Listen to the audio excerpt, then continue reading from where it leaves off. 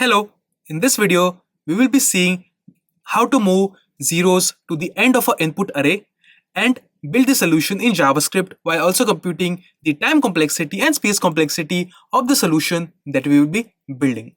We will be receiving an input array, for example, having two zeros, one zero here and one zero at this index.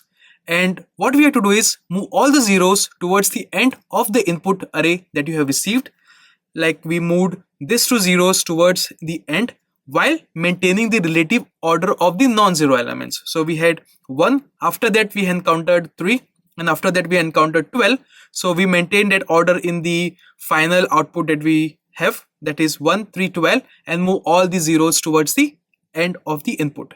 We have to do a in-place update to the input array that we receive, and we cannot use a copy array or something to reach a solution. And now that we have understood the problem statement a bit more, let's try to reach a solution. To reach a solution, what we can do is use a pointer. I will say keep this pointer to track how many non-zero elements you find, and this non-zero element pointer we will keep incrementing every time we find a non-zero element, and we will swap the current element that you are at with this pointer element if it is non-zero. What I mean by that is that I start from 0. In my first iteration, the pointer is here with the 0th index. I will check this value whether it is 0 or not. If it is 0, I will not do anything to the pointer and I will just move forward in the iteration. So I'm going to go from start towards the end of the array. Then I will go here with my iteration. I will say, hey, is this a non-zero element? If this is a non-zero element, then what I will do is I will swap the current element that I have with the pointer that I'm keeping track of. So I will say swap this two values that we have. So I will be left with 1, and after 1 there will be 0 now, and the rest of the elements will stay as they are. Then I will increment the pointer now, and now the pointer will be pointing towards 1. So from 0, the pointer which was there, we incremented it to 1 now. So the pointer is here now at this position. Now what I will do, again continue the same checks. So I will say, hey, now at this point, what is the latest element that you have? After swapping, the latest is 0. Is 0 a non-zero element? No, it isn't. Just move forward. I will move on to the next one, which is here. Then I will say this is 0. So nothing to move here. I will just say move forward in the iteration, and the pointer stores 1 and it doesn't change. Then I will move forward again. I will go to 3 now. I will check 3 is a non-zero element or not. Yes, 3 is a non-zero element. I will swap this 3 with wherever my current position of my pointer it is, which is here. So at this position we had 3. That 3 will be swapped with my first position. So now this will be 3 and this will be 0. Then I will again move forward in my iteration, but before moving forward I will again increment my counter of my pointer. Now the pointer points at 2. So the pointer is here now. Basically I'm pushing all the zeros towards the end and swapping non-zero elements at the positions where the zeros in the starting of the array they were there. And now with the pointer being at position 2 and my iteration reaching at this element of 12, I will again say, hey, is 12 a non-zero element? Yes, it is. Then I will swap this with my pointer position wherever it is at.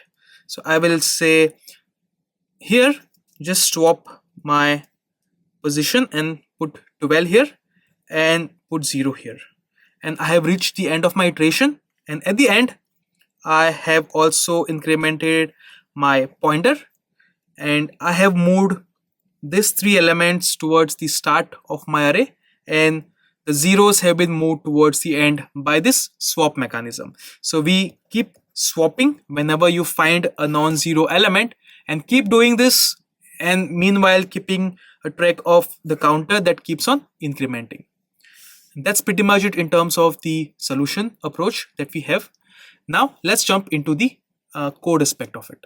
We said we will be using a pointer to reach a solution. So I will just say let non-zero pointer equal to 0. You start with this pointer, and then the pointer will keep on incrementing as we go through the array. And going through the array will just look something like this. I will start from 0. I will go all the way to the length of my input that I have received. And within the logic, I will keep swapping all the non-zero elements with respect to the pointer that I have. So I will just say if my current element that I'm iterating is not equal to 0, then swap. And to swap, I will just use a temp variable, and I will put whatever value that I have against my non-zero pointer is going to be against this temporary variable. Then I will overwrite the value at my non-zero pointer that I have. So I will just say at this position, swap it with my current element, and then my current element that I have is going to be the temp element. So this will be swapping these two values in place, and after I swap, I will just increment my counter, which indicates that the position in the array I have found my index at. So I first having the index of 0. After I find the element, the index moves to the next element, because I want to make sure that from the start I will be keeping on filling all the non-zero values only. So I will fill the first non-zero value that I find with swapping, and then I will move to the next one because I have already filled my previous one, and I will keep moving forward till I am encountering non-zero elements. That's why we said that this is going to be using a pointer to reach a solution. And once this is done, that's pretty much it. When you reach towards the end, all your zeros will be moved towards the right, and all your non-zeros will be from the start until you have the connecting zeros that are remaining. And that's pretty much it in terms of implementation. Now, in terms of the time complexity that is involved here, the time complexity is going to be big O of n, because in worst case you can have all non-zero elements and you have to keep on moving and trying to see that this pointer goes all the way towards the end. So in worst cases you're going to process n elements, and that's why that's the time complexity. In best case, it could have been that you have found all zeros and you don't need to swap anything. So the aim here is to move the zeros to the right. So if you're not finding any non-zero elements, this logic will not be executed, but you are still going to iterate through all the elements that you have received. That's why the time complexity will still be big of n. And in terms of the space complexity that we have associated here is just going to be big O of 1, because the logic here is that we just keep a pointer and the pointer keeps moving forward, and we are making swaps in place. So you're not using any additional storage that you have. So this pointer keeping the track of the counter is just going to have a space complexity of big of 1, and then that becomes the overall space complexity, because we don't use any additional array or any other data structure to keep track of the aspects here. And that's pretty much it. Thank you for watching. Please like and subscribe.